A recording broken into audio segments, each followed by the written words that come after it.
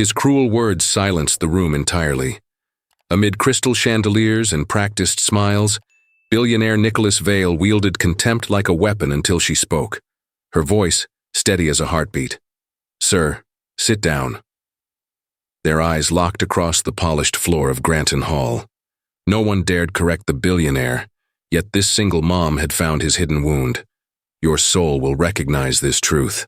Sometimes dignity arrives in the softest voice. Nicholas Vale didn't enter rooms. He claimed them. His 6'3" frame, wrapped impeccably in a charcoal Tom Ford suit worth more than most people's monthly salaries, moved with the practiced confidence of a man accustomed to deferential nods and averted gazes. The staff of Granton Hall had learned to recognize the particular click of his Italian leather shoes against marble, a sound that sent them scurrying to already perfect place settings and straighten already straight silverware. Nicholas enjoyed this silent power, the invisible ripples of tension that spread before him like waves before the prow of a yacht. He had built his empire much the same way, moving through the business world with such calculated precision that competitors often surrendered before the battle truly began, intimidated by the cold intelligence in his steel-blue eyes and the rumors of his ruthlessness that trailed behind him like an expensive cologne. The restaurant within Granton Hall represented everything he valued: exclusivity, perfection, control. The soaring ceilings with their intricate moldings, the crystal chandeliers that caught and fractured light into 1,000 dancing pieces, the hushed atmosphere where even laughter seemed carefully modulated. All of it spoke to a world where everything had its proper place, especially people. Nicholas ran his finger along the edge of a pristine tablecloth as he surveyed the dining room, mentally cataloging minute imperfections invisible to anyone but him. A water glass with the faintest fingerprint, a chair angled 2 degrees too far to the left, a hostess whose smile flickered with uncertainty when she caught his eye. He noted each transgression with the detachment of a man recording data rather than observing fellow human beings. His wealth had long ago granted him permission to view the world as a collection of assets and liabilities, rather than a community of equals. "Mr. Vale, your usual table is ready," murmured the maitre d', a slender man whose permanent expression of deferential anxiety had been perfected over 15 years of serving the ultra-wealthy. Nicholas did not acknowledge the greeting with words, offering only the barest nod as he followed to the corner table that afforded him both privacy and a commanding view of the entire restaurant. The champagne was already waiting, Dom Perignon at precisely 47 degrees Fahrenheit, just as he preferred. He did not thank the sommelier who poured it with trembling hands, did not comment on the subtle notes of brioche and citrus that rose from the pale gold liquid. Such pleasantries were for people who needed to be liked, and Nicholas Vale had long ago transcended such pedestrian concerns. Fear and respect were far more reliable currencies in his world, and he had amassed a fortune in both. Beneath the practiced hauteur, however, lurked something Nicholas would never admit to another living soul, a profound, aching loneliness that had become so familiar he no longer recognized it as pain. It had settled into his bones over decades, this solitude, beginning in boarding school dormitories where his intelligence had isolated him, continuing through university, where his ambition had alienated potential friends, and finally calcifying during his meteoric rise through the business world, where every relationship came with ulterior motives attached. The champagne tasted like nothing in his mouth as he scanned the other diners, categorizing them with the dismissive shorthand of the truly privileged: old money at 3 o'clock, trying too hard at 5, nouveau riche attempting to appear sophisticated at 9. He knew precisely how they saw him in return. The infamous Nicholas Vale, brilliant and untouchable, a man whose net worth had 8 zeros, and whose personal connections could be counted on one hand, with fingers to spare. From her position near the service entrance, Julia Thompson watched the billionaire's arrival with the quiet attentiveness that had become her professional signature during her 3 years at Granton Hall. Unlike the waitstaff who scattered like startled birds before Mr. and Vale's approach, Julia continued her work, carefully checking the temperature controls for the wine storage unit she had been called to inspect. At 34, she carried herself with the dignified efficiency of someone who had learned that work performed well was its own validation, regardless of who might or might not notice. Her maintenance uniform, simple navy pants and a button-down shirt with the Granton logo, was impeccably clean. Her dark hair pulled back in a practical ponytail that emphasized the clear intelligence in her hazel eyes. The other staff often wondered how Julia managed to move through the rarefied air of Granton Hall without seeming diminished by it. How she could nod respectfully to guests worth billions without a trace of either intimidation or resentment. What they didn't know, what no one at Granton knew except for the HR director who had hired her, was that Julia Thompson had already faced the worst that life could offer and had discovered that tragedy stripped away fear of social hierarchies with brutal efficiency. Widowed at 29 when her husband's seemingly minor flu had rapidly deteriorated into a fatal case of pneumonia, left alone to raise their daughter Lily while grieving the future they had planned together, Julia had emerged from that crucible with a bone-deep understanding of what truly mattered. The disdainful glances of wealthy patrons, the occasional condescending remark, the assumption that her job defined her worth. These things slid off her like rain from well-oiled canvas. She fixed things that were broken with skilled hands and practical knowledge, and at the end of each day, she returned to the small apartment where her daughter's laughter and curious questions constituted a wealth that men like Nicholas Vale, for all their billions, would never comprehend. The incident began, as many life-altering moments do, with something small. Nicholas had finished half his champagne when he noticed a tremor in the hand of the young waiter approaching his table. The boy, barely 20, with the lanky awkwardness of youth not yet grown into confidence, was carrying a tray of appetizers for the adjacent table, his face a mask of concentration. Nicholas watched with the detached interest of a scientist observing a specimen, as the boy's nervousness intensified under his gaze. The inevitable followed with an almost predictable choreography. A slight stumble, a desperate attempt to recover, and then the spectacular crash of fine china against marble flooring. The sound cut through the carefully maintained ambiance like a thunderclap, silencing conversation and drawing every eye in the restaurant. Nicholas did not flinch at the noise, did not offer any expression of sympathy for the mortified young man who had dropped to his knees to gather the scattered remnants of his mistake. Instead, he allowed his lips to curl into the faintest smile, cold amusement flickering in eyes that had watched competitors fall with similar satisfaction. "I suppose this is what happens when establishments lower their hiring standards," he remarked, his voice pitched to carry just far enough that those nearby could hear the casual cruelty. The restaurant manager appeared as if summoned by some invisible signal. His face flushed with embarrassment as he began a practiced litany of apologies. Nicholas waved these away with an imperious gesture, his attention already shifting back to his champagne, as though the incident and the young waiter were beneath further notice. But something about the scene had disturbed the careful equilibrium of the dining room. Perhaps it was the naked humiliation on the young man's face, or the trembling of his hands as he continued gathering broken porcelain despite the manager's hissed instruction to leave it for someone else. Whatever the cause, a subtle current of discomfort rippled through the other diners, a momentary recognition of shared humanity that felt out of place in Granton Hall's rarefied atmosphere. Julia had been replacing a faulty light switch near the bar when the crash occurred. She paused in her work, screwdriver held steady as she observed the aftermath with clear eyes that missed nothing. Not the billionaire's cold smile, not the manager's fawning apologies, and certainly not the young waiter's struggle to maintain dignity while kneeling on the floor. She recognized him.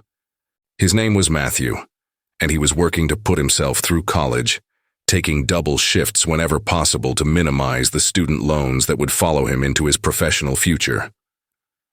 Julia had fixed the temperamental coffee machine in the break room last week while Matthew studied for a physics exam during his 15-minute break, his textbook propped against a napkin holder as he muttered formulas under his breath. The contrast between this dedicated young man and the billionaire who dismissed him with such casual disdain stirred something in Julia that transcended her usual professional detachment.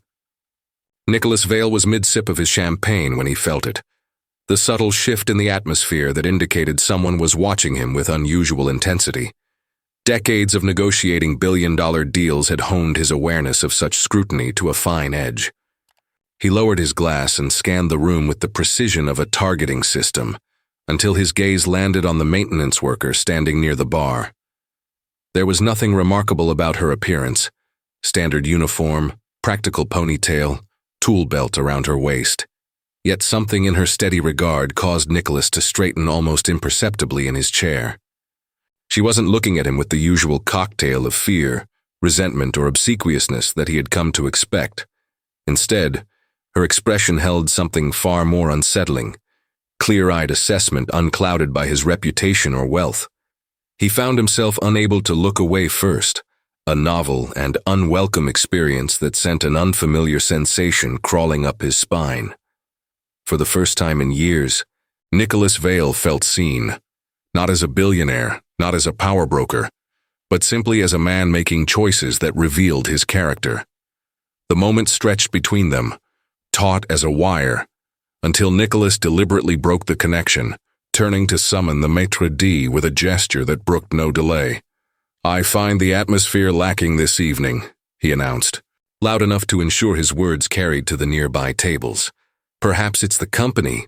His gaze swept the dining room with aristocratic disdain, lingering briefly on an older couple celebrating what appeared to be an anniversary, a group of young professionals clearly splurging on a special night out, and finally returning to the young waiter who had now retreated to the shadows near the kitchen.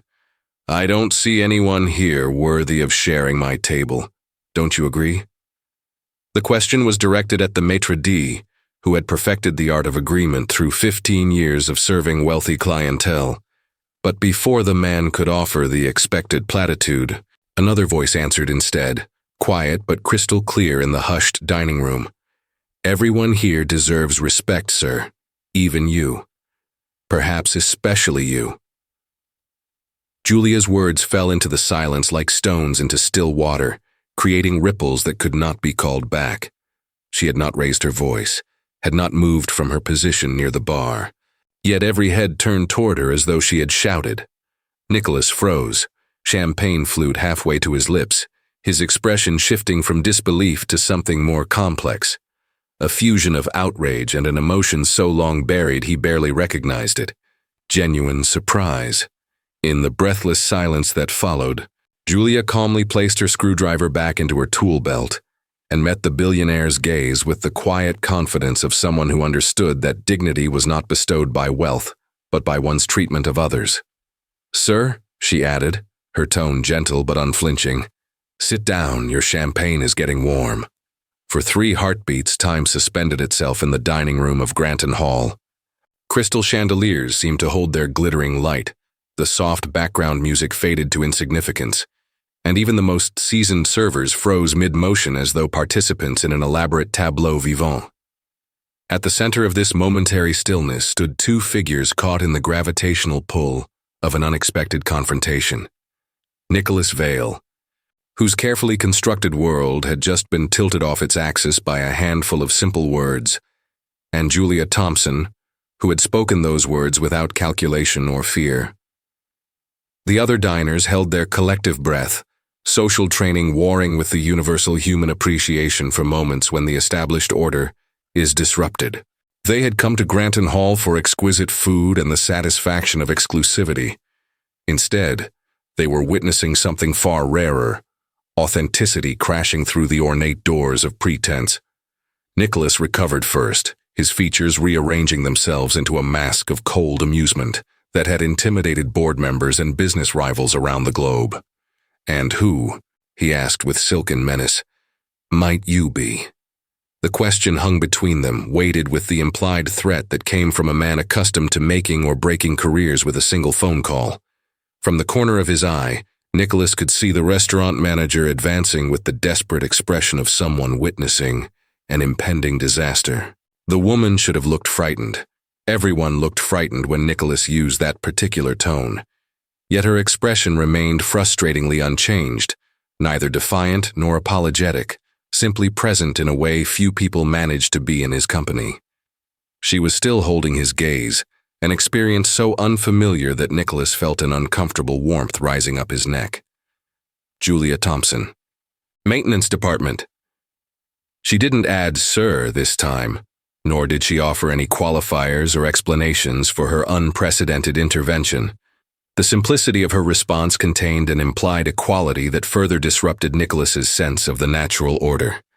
The restaurant manager had reached them now, his face a study in professional panic as he began apologizing in a torrent of increasingly desperate phrases. Julia turned to him with surprising gentleness. "It's all right, Mr. Winters. I've completed the repair on the light switch." She nodded toward Nicholas with perfect composure. I believe Mr. Vale was just considering whether to continue his dinner. The calm practicality of her statement offered everyone an exit from the dramatic tension that had seized the room. Everyone except Nicholas, who found himself facing an unexpected fork in his evening's trajectory. Later, when he attempted to analyze this moment, as was his habit with all significant business decisions, Nicholas would be unable to precisely identify what compelled his next action. Perhaps it was the sheer novelty of being addressed without deference or fear. Perhaps it was the curious sensation of being seen as merely human after decades of cultivating an almost mythic persona. Or perhaps it was something in Julia Thompson's steady gaze that suggested she possessed a form of wealth he had never managed to acquire despite his billions. Whatever the catalyst, Nicholas Vale did something he had not done in the 15 years he had been dining at Granton Hall. He surprised everyone, including himself. "Join me," he said, the words emerging before he had fully formulated the thought behind them. The invitation, or command, as his tone made it difficult to distinguish between the two, silenced the manager's stream of apologies and drew a barely perceptible widening of Julia's eyes, the first indication that she could, in fact, be caught off guard.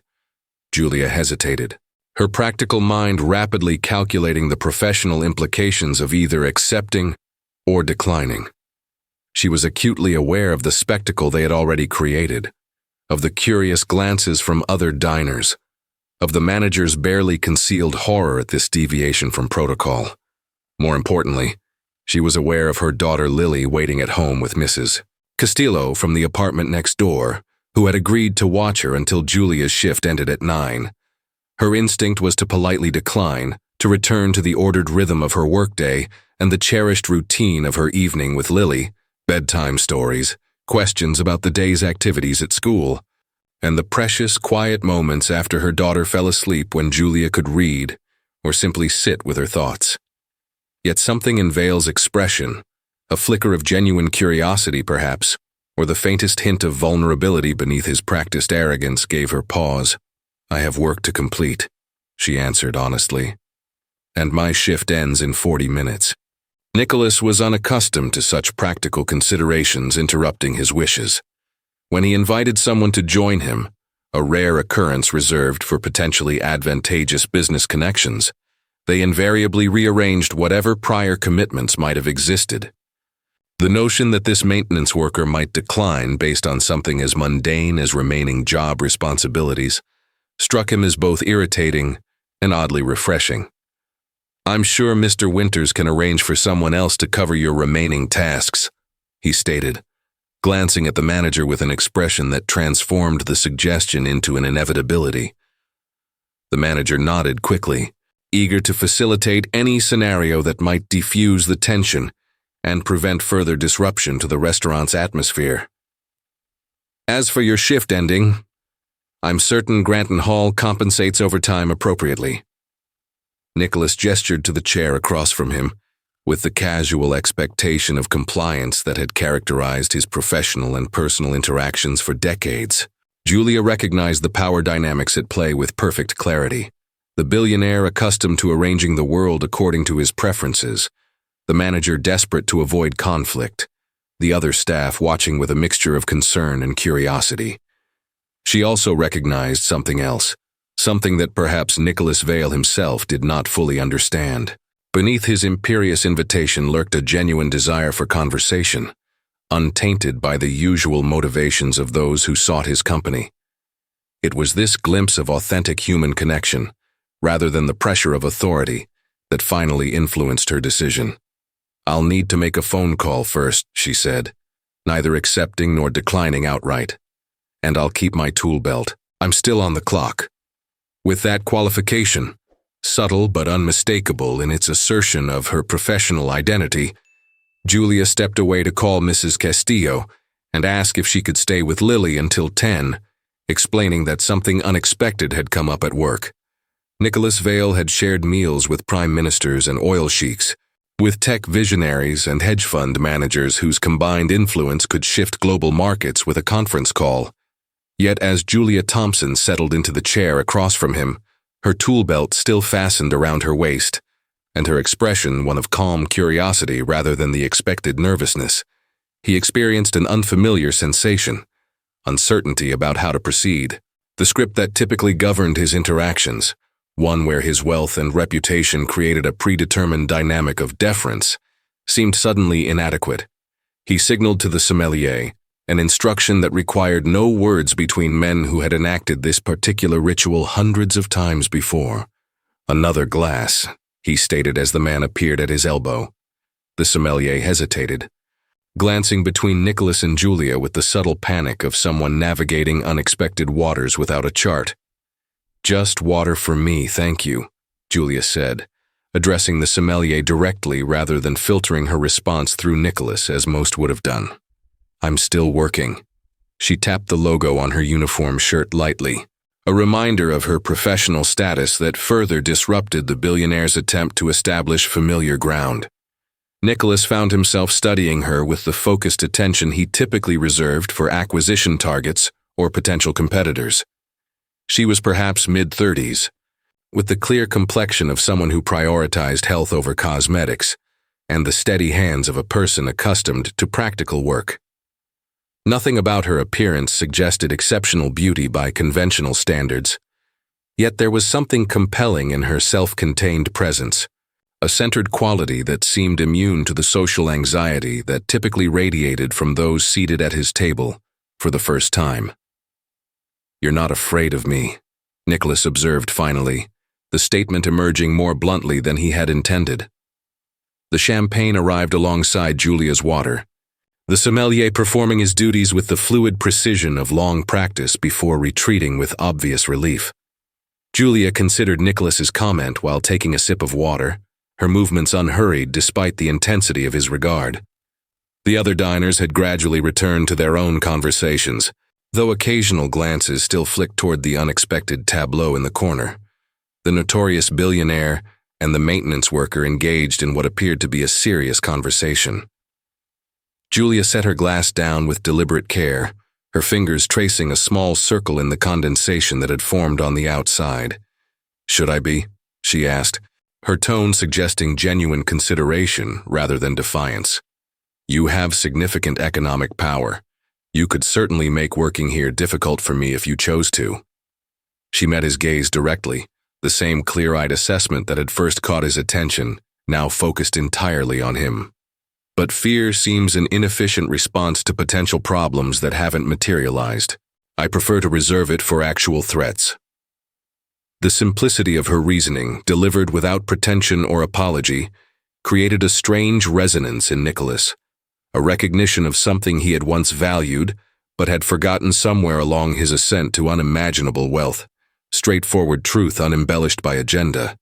He took a long sip of champagne to mask his reaction, using the moment to recalibrate his approach to this unexpectedly complex interaction.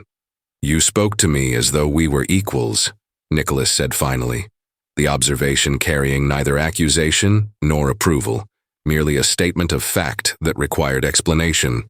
"No one does that."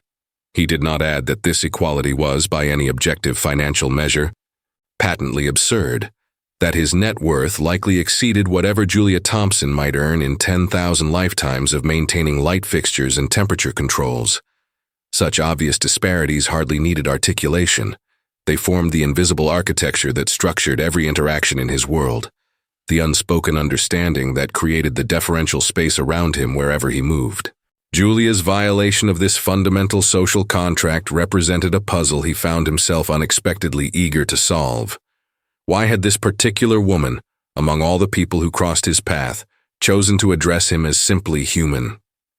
Julia's response was preceded by a small, thoughtful nod, as though she were acknowledging the legitimacy of his confusion, rather than preparing to justify herself. "We are equals in the ways that matter most," she said finally, her voice soft yet carrying an underlying certainty that required no emphasis. "We both bleed when cut. We both know joy and sorrow. We both seek meaning beyond mere survival." She glanced around the opulent dining room with its crystal chandeliers and hand-painted ceiling murals, then returned her attention to Nicholas with unwavering directness. "Your financial resources vastly exceed mine, yes, but that's just one measurement among many possible ways to assess a human life. I spoke to you as I would speak to anyone who seemed to need reminding that wealth doesn't exempt us from our shared humanity." Nicholas felt something shift beneath the careful fortress he had constructed around his inner life, a foundation stone disturbed by the simple recognition in Julia's words. For decades, he had cultivated a persona designed to maximize his effectiveness in a world that respected power above all else, gradually allowing that persona to subsume whatever authentic self might once have existed beneath it. The result had been spectacularly successful by every conventional metric: unimaginable wealth, global influence, the ability to shape reality according to his preferences.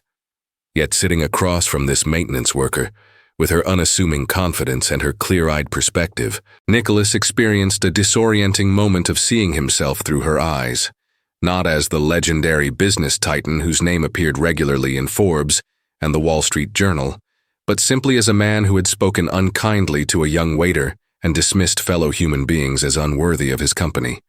"You have a child," Nicholas made the observation without preamble, his gaze having caught the subtle detail he had initially overlooked: a small, laminated photo partially visible in the pocket of Julia's tool belt. The image showed a young girl, perhaps 7 or 8, with her mother's thoughtful eyes and a wide smile revealing missing front teeth. Julia's expression softened visibly at the mention of her daughter, a transformation so genuine that Nicholas found himself momentarily transfixed. In his world of calculated interactions and strategic relationships, such unguarded emotion was rare enough to command his full attention. The restaurant around them had settled back into its rhythm of muted conversations and the gentle clink of fine china, the initial spectacle of their unlikely pairing now superseded by the reliable distraction of exceptional cuisine and social positioning. "Lily, she's 8. Julia touched the edge of the photo with a gesture both protective and tender. "She wants to be an astronaut and a veterinarian simultaneously. Her current plan involves establishing the first animal hospital on Mars." The pride in her voice was evident, unembellished by the false modesty that often characterized parents in Nicholas's social circle when discussing their children's accomplishments and ambitions.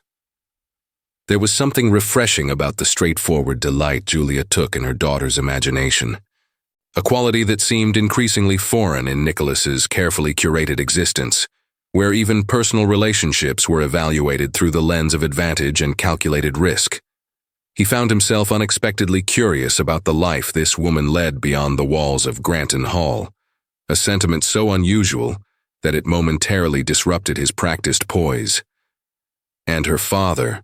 The question emerged before Nicholas had fully considered its propriety, a lapse in the rigorous self-editing that typically governed his speech.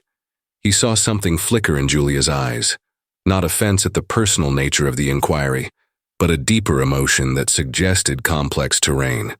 She took a deliberate sip of water before answering, her fingers tracing the condensation on the outside of the glass in a gesture that seemed to ground her in the present moment.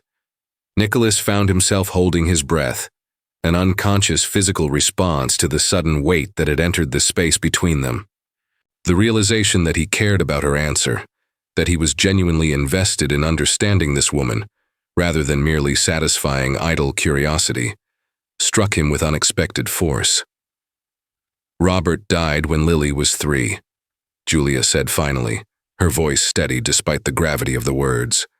"Pneumonia complications after what we thought was just a bad case of flu. It happened very quickly, She met Nicholas's gaze with remarkable composure, her grief neither hidden nor flaunted, but simply incorporated into the fabric of who she had become.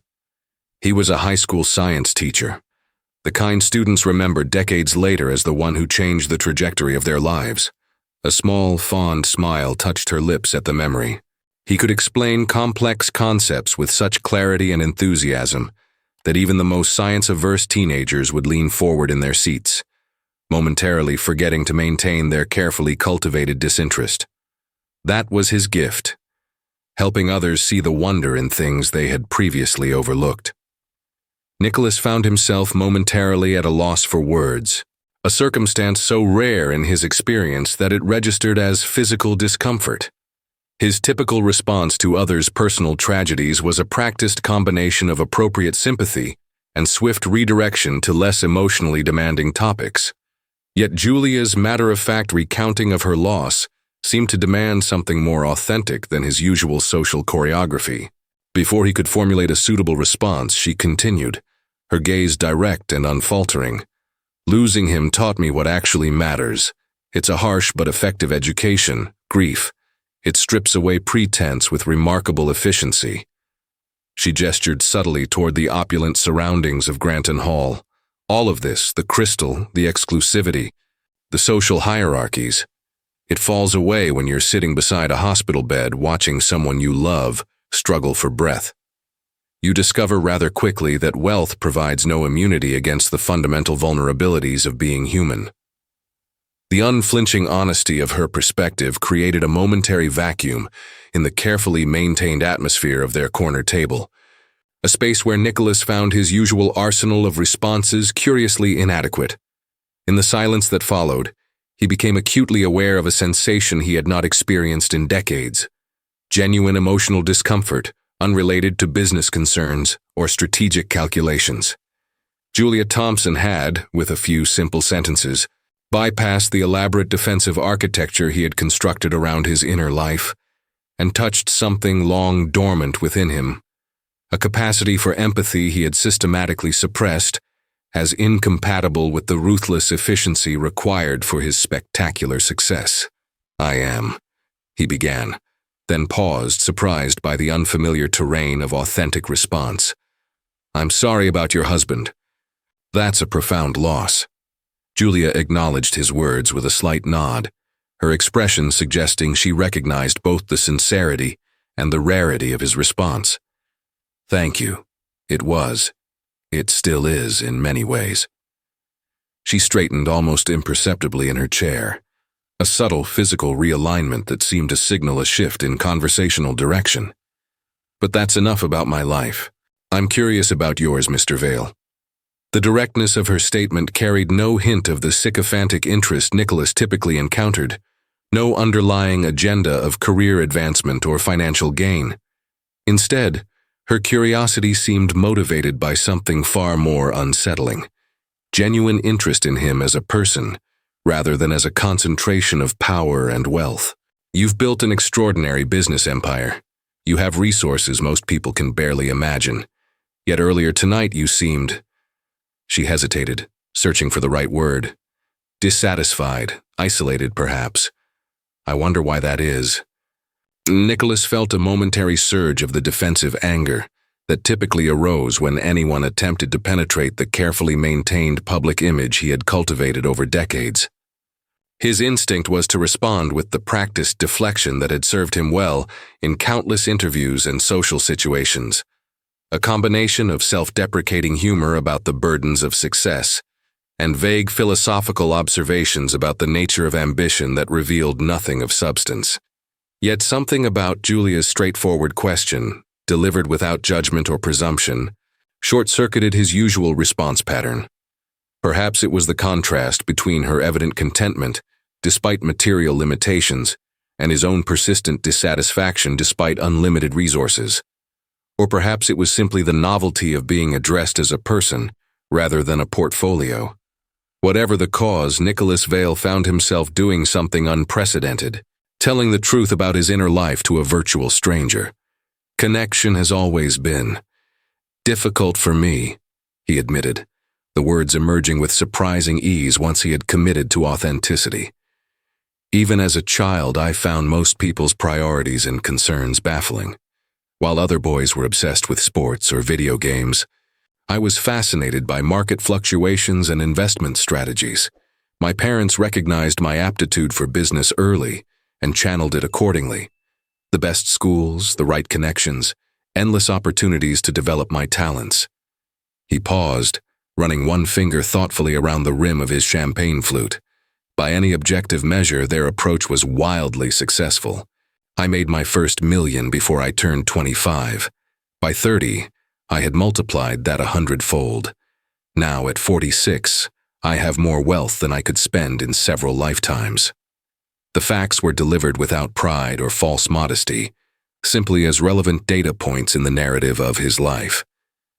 But somewhere along the way, Nicholas continued, his voice taking on a quality of reflective distance as though he were discussing someone else entirely, I discovered that success had constructed a particular kind of isolation around me. People no longer approached me as a person, but as a resource to be accessed or a power to be appeased. He met Julia's attentive gaze with an unexpected vulnerability that momentarily transformed his features, softening the hard lines of habitual authority into something more recognizably human.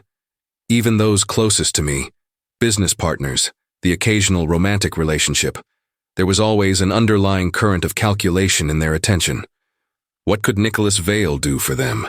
How might they position themselves advantageously in relation to my influence or wealth?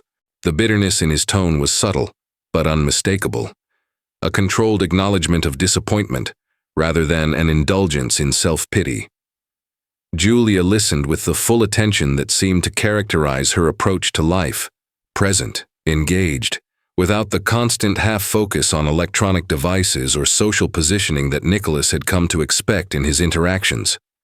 Her silence created a space that invited continuation, rather than pressuring for it, an approach so different from the aggressive curiosity of journalists or the strategic flattery of those seeking his favor, that Nicholas found himself elaborating beyond his initial intention. After a while, I simply accepted that authentic connection wasn't compatible with my position. I focused on what I could control: business growth, investment strategy, philanthropic impact measured in quantifiable outcomes. His lips curved in a smile that held more irony than humor. It's remarkably efficient, operating from that perspective. Relationships become transactions with clearly defined parameters. Expectations are managed. Disappointment is minimized. At what cost? Julia's question was gentle but direct, cutting through Nicholas's practiced rationalizations with the precision of genuine concern. The waiter approached their table with professional deference, sensing a moment that required delicate timing. Julia acknowledged him with a small nod but maintained her focus on Nicholas, waiting for his response with a patience that suggested she valued substance over social niceties. Nicholas waved the waiter away with a gesture more polite than his usual dismissive flick, a subtle shift that did not escape Julia's notice. The small adjustment registered in her expression as quiet approval, a reaction so unlike the usual desperate efforts to please him that Nicholas found himself strangely motivated to earn more of the same.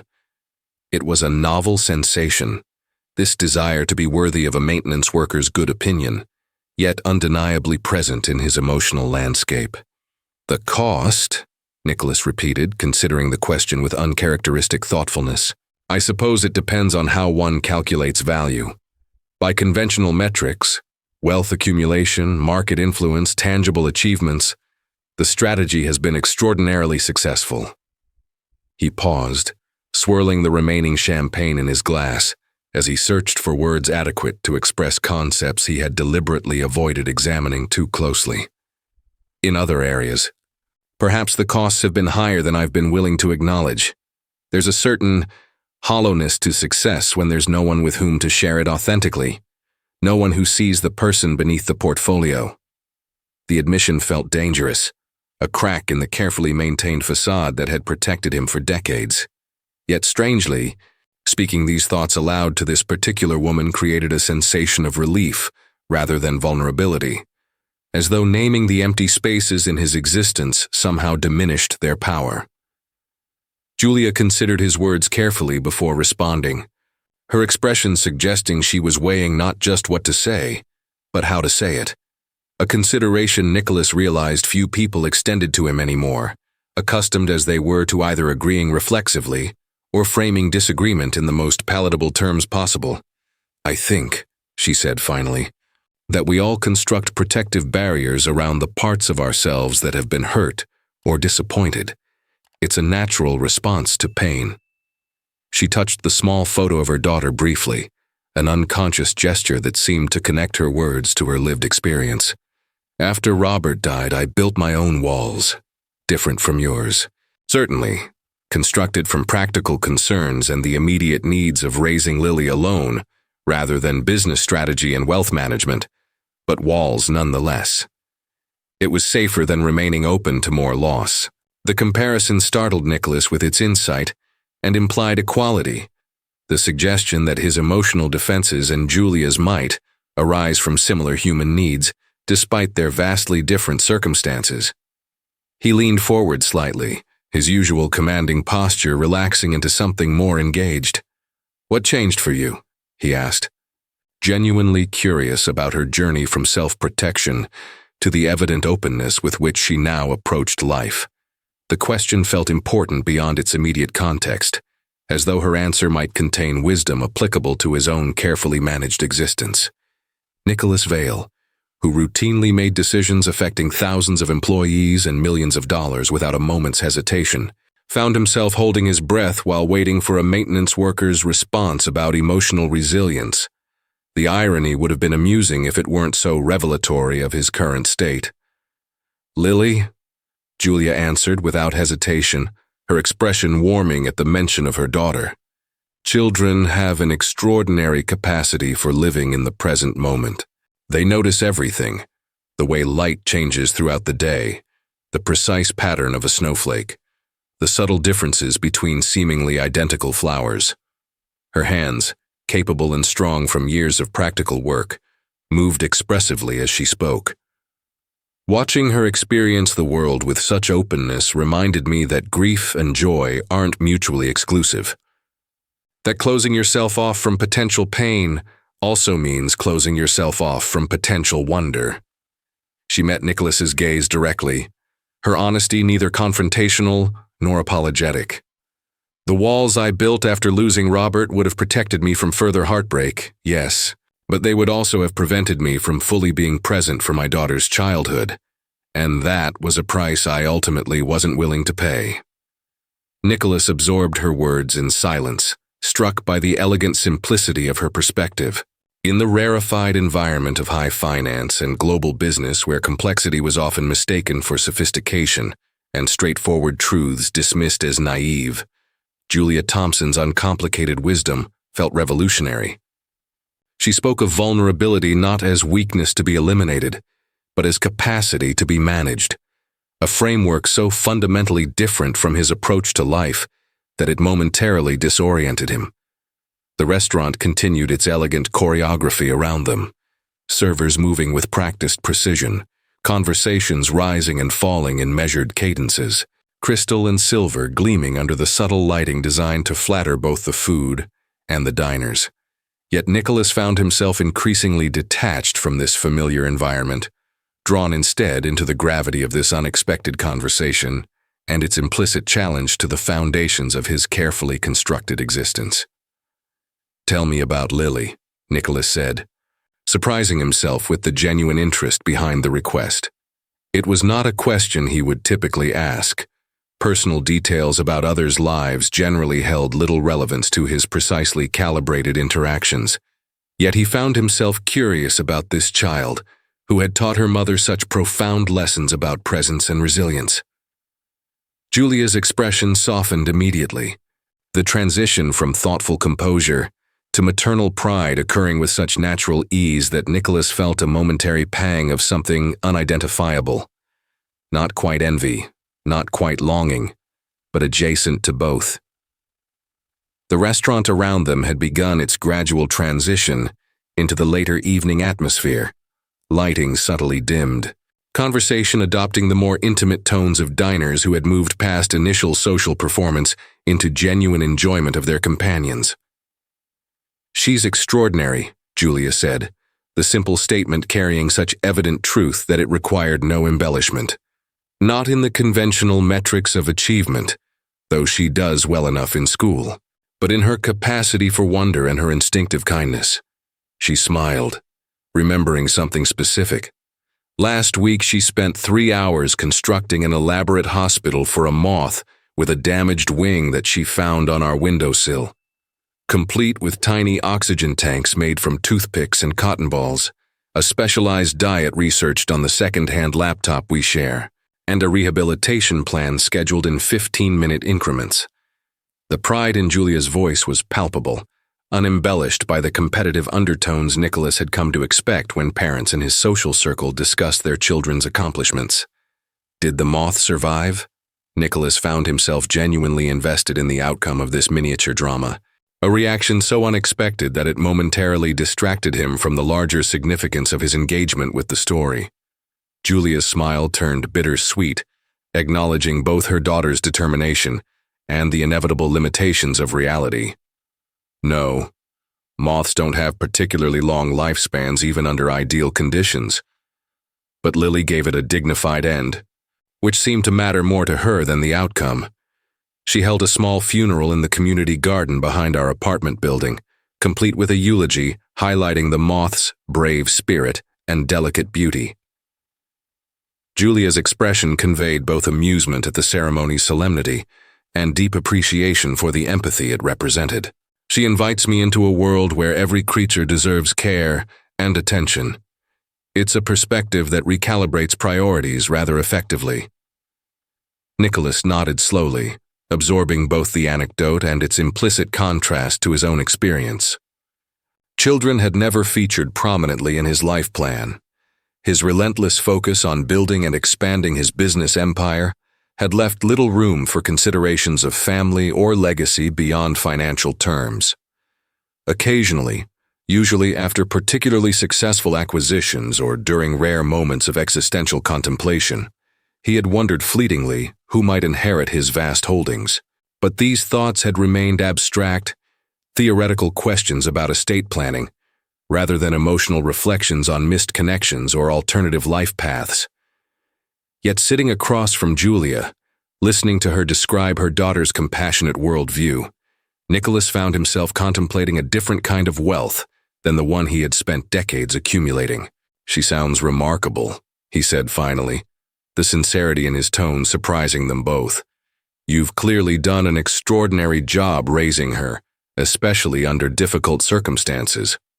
The compliment emerged without calculation or ulterior motive, a rare occurrence in Nicholas's interactions, where praise was typically deployed strategically to achieve specific outcomes.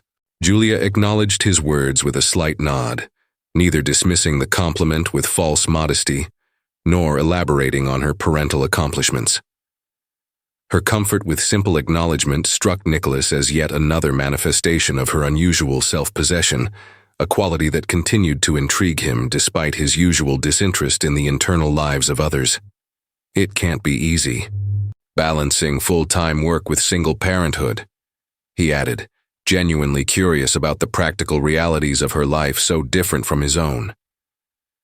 "It isn't," Julia agreed, her forthright response devoid of both self-pity and pride. "The logistics alone can be overwhelming. Coordinating work schedules with school hours, arranging childcare during holidays and sick days, managing household maintenance and financial planning without a partner to share the mental load." She took a thoughtful sip of water, her expression suggesting she was choosing her next words carefully. "But the greater challenge is less tangible. It's the weight of being the only adult in Lily's immediate world, the sole source of stability and guidance. Every decision, from the trivial to the significant, ultimately rests with me alone." The responsibility she described was evident in her posture, straight-backed but not rigid, carrying her obligations with practiced grace rather than visible strain. Nicholas found himself mentally calculating the economic realities of Julia's situation. a habit so ingrained from decades of financial analysis that it occurred almost automatically. A maintenance worker's salary at Granton Hall, while respectable within the industry, would hardly provide luxurious accommodations in the city's expensive housing market. Factor in childcare costs, healthcare, educational expenses for her daughter, minimal retirement savings. The mathematical reality suggested a life of careful budgeting and limited margin for error. Yet nothing in Julia's demeanor conveyed the stress such constraints might reasonably produce. Instead, she projected a centered contentment that had initially drawn his attention, a quality so at odds with his experience of people's relationship to money and status that it continued to fascinate him. "You seem remarkably at peace despite these challenges," he observed, the statement hovering between question and admiration. Julia considered his observation thoughtfully, her response neither immediate nor defensive, but characterized by the same reflective quality that had marked their entire conversation. "I don't know that peace is precisely the right word," she said finally. "There are certainly moments of anxiety, frustration, and doubt, times when I question whether I'm making the right decisions for Lily or providing adequately for our future." She traced a small pattern on the tablecloth with one finger, a gesture that suggested comfortable honesty rather than nervous energy. But beneath those temporary emotions, there's a deeper current of certainty, perhaps. A recognition that what matters most in my life is fundamentally intact, despite the challenges. Lily is healthy. We have a safe place to live. Our basic needs are met. We have each other. She looked up, meeting Nicholas's gaze with quiet conviction. Those things constitute a wealth that exists independently of financial statements or social position. The restaurant had emptied gradually around them, other diners departing in twos and threes until Nicholas and Julia occupied an island of quiet conversation in a sea of meticulously reset tables. Waitstaff moved with practiced discretion through their closing routines, careful to maintain the illusion of timelessness that characterized establishments of Granton Hall's caliber. Nicholas found himself oddly disconnected from his usual acute awareness of time. He, who scheduled his days in 15-minute increments and who rarely extended business dinners beyond their allotted 90 minutes, had been sitting across from Julia Thompson for nearly 3 hours. More surprisingly, he had not once checked the sleek platinum watch that adorned his wrist, or glanced at the smartphone that typically commanded his intermittent attention during all social interactions. Instead, he had been wholly present in a conversation that had wandered through territories both personal and philosophical, with an organic quality entirely foreign to his usual carefully structured exchanges. "I should go," Julia said, glancing at the utilitarian watch she wore, a practical timepiece rather than a status symbol. "Mrs. Castillo has already extended her babysitting hours well beyond our usual arrangement." There was no reluctance in her tone, no subtle fishing for an invitation to continue their unexpected connection beyond this singular evening. Just a clear-eyed acknowledgement of responsibilities that took precedence over even the most interesting conversation. Nicholas felt an unfamiliar sensation in response to her impending departure, a resistance that had nothing to do with the typical irritation he experienced when others failed to accommodate his preferences. This was something different, more personal than professional. A simple desire to continue their exchange rather than return to the well-ordered solitude that characterized his evenings. "Of course," he said, the words emerging with more formality than he had intended, his habitual social armor sliding back into place almost reflexively. "I've kept you far too long." The statement was accompanied by a gesture to the maitre d', who materialized beside their table with the silent efficiency that characterized Granton Hall's service. "Please ensure Ms. Thompson's overtime is appropriately compensated," Nicholas instructed, his tone returning to the authority that felt both familiar and suddenly hollow. "And arrange for a car to take her home." Julia's expression shifted subtly at his words, a barely perceptible withdrawal that Nicholas nonetheless registered with surprising acuity. He had misstepped somehow, fallen back into patterns of behavior that created distance rather than connection. treating her as someone to be managed rather than engaged, imposing solutions rather than offering choices. "Thank you, but that's not necessary," Julia said, her voice gentle but firm as she addressed both Nicholas and the maitre d'. "I take the subway. The station is only 2 blocks away." She gathered her tool belt, which had remained beside her throughout their conversation, as a tangible reminder of her role and identity beyond this unexpected interlude. "And my overtime is already accounted for in the maintenance department's scheduling system. Everything is properly documented." The quiet dignity with which she declined his arrangements carried no resentment or judgment, merely a clear delineation of boundaries and preferences. Nicholas found himself momentarily at a loss, an unusual state for a man accustomed to navigating complex business negotiations with tactical precision. He had offered what he assumed would be welcome conveniences only to discover that his assumptions had once again missed the mark.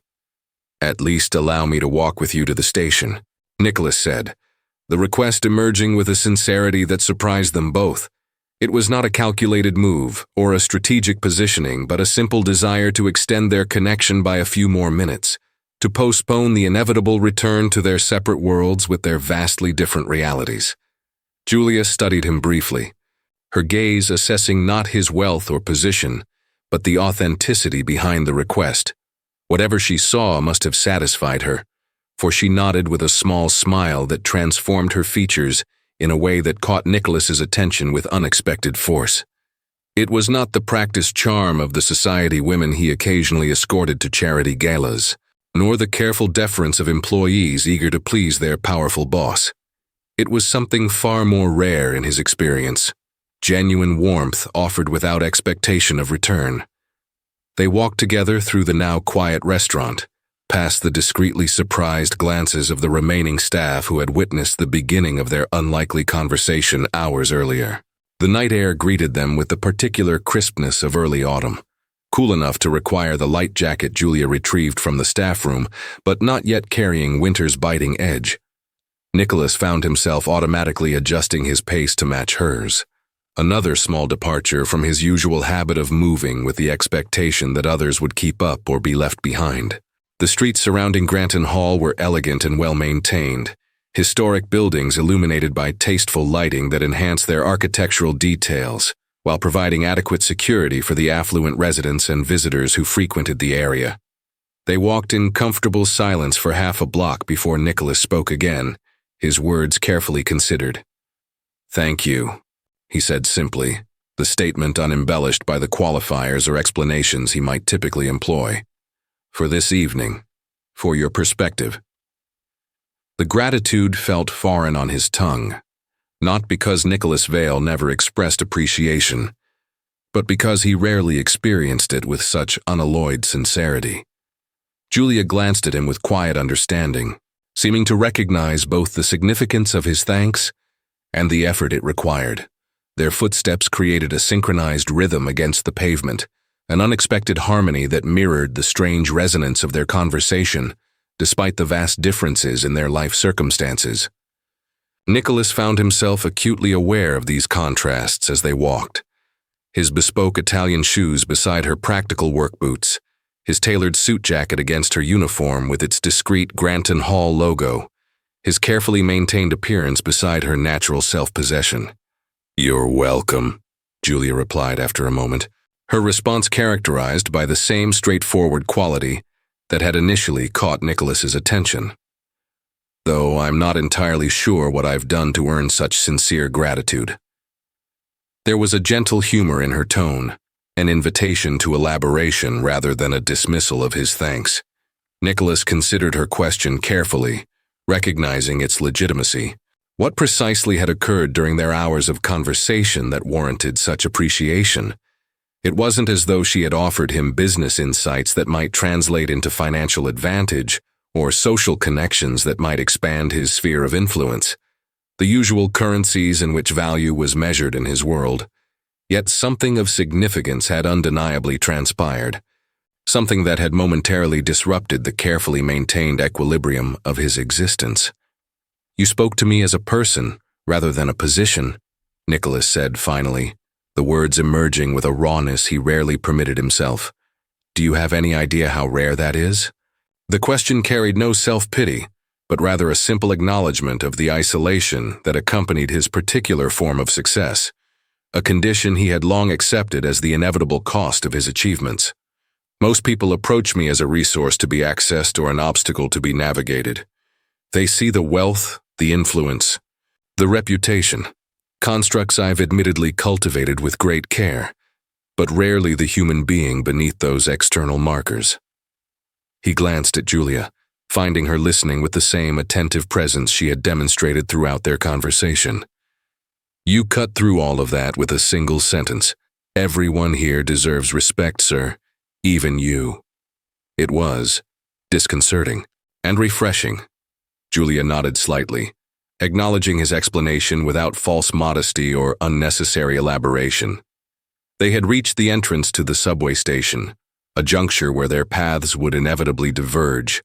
Nicholas to his penthouse overlooking Central Park, Julia to her modest apartment where her daughter slept under the watchful care of a neighbor. The moment stretched between them, weighted with the peculiar intimacy that sometimes arises between strangers who have unexpectedly shared authentic connection. Neither seemed eager to sever this tentative bridge between their disparate worlds, yet both recognized the practical necessity of doing so. Julia adjusted her tool belt, a small gesture that seemed to ground her in the reality of her responsibilities beyond this unusual evening. "I should go," she said, echoing her earlier statement, but with a hint of genuine reluctance this time. "Yes," Nicholas agreed, his tone matching hers in its subtle acknowledgement of something significant drawing to a close. He hesitated, uncharacteristically uncertain about the appropriate conclusion to their interaction. In his usual social contexts, such partings were governed by clear protocols: business cards exchanged, follow-up meetings scheduled, social obligations acknowledged with practiced phrases. None of these familiar scripts seemed adequate for the current situation, which existed outside the carefully defined parameters that typically structured his interactions. "Perhaps," he began, then paused, the unfinished sentence hanging between them like a question neither had articulated. The moment carried an unexpected vulnerability, a departure from the decisive authority that characterized Nicholas Vale in every other context of his life. "Perhaps we could continue our conversation another time," Julia completed the thought, offering the suggestion with neither presumption nor hesitancy, but as a simple possibility for them to consider. "I work maintenance shifts at Granton Hall on Tuesdays, Thursdays, and every other Saturday."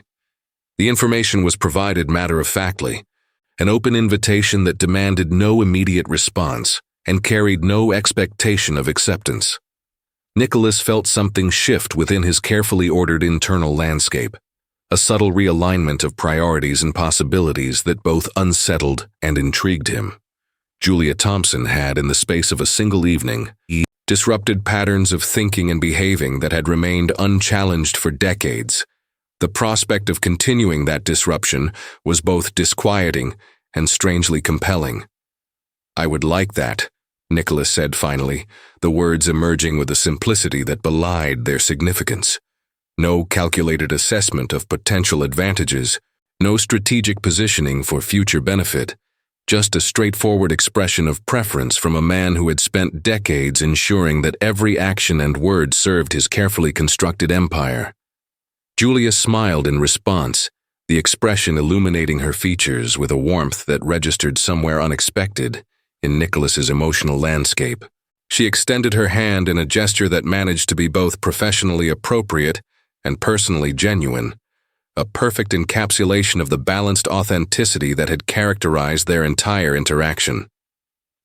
Nicholas clasped it briefly, the contact serving as both conclusion and beginning, an acknowledgement of what had transpired and a tentative bridge toward what might follow.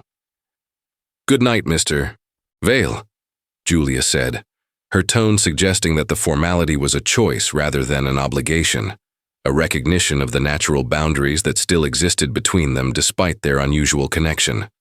Nicholas nodded, accepting both the address and its implicit reminder of the social distance their conversation had temporarily bridged. As Julia descended the steps into the subway station, Disappearing from view among the late evening commuters, Nicholas remained momentarily motionless on the sidewalk, a stillness uncharacteristic for a man whose life was defined by constant forward momentum. The city continued its restless activity around him, taxis gliding past with illuminated signs, well-dressed couples emerging from nearby restaurants, security personnel maintaining discreet vigilance outside exclusive residential buildings. "Good night, Julia," Nicholas said quietly, though she was no longer present to hear the words. He turned finally toward the waiting car that would return him to his penthouse with its panoramic views and perfect solitude, his steps measured and thoughtful. Something had changed during those hours at Granton Hall, a shift too subtle to name yet too significant to dismiss. The woman who had dared to correct him, who had invited him to recognize their shared humanity beneath the vast disparities of their circumstances, had initiated a disruption in his carefully constructed worldview that would not be easily resolved. As the car pulled away from the curb, Nicholas found himself contemplating possibilities he had long ago dismissed as incompatible with his chosen path. Connection uncomplicated by strategic advantage, respect untainted by fear or obligation, perhaps even the tentative exploration of what might exist beyond the fortress of success he had built around himself.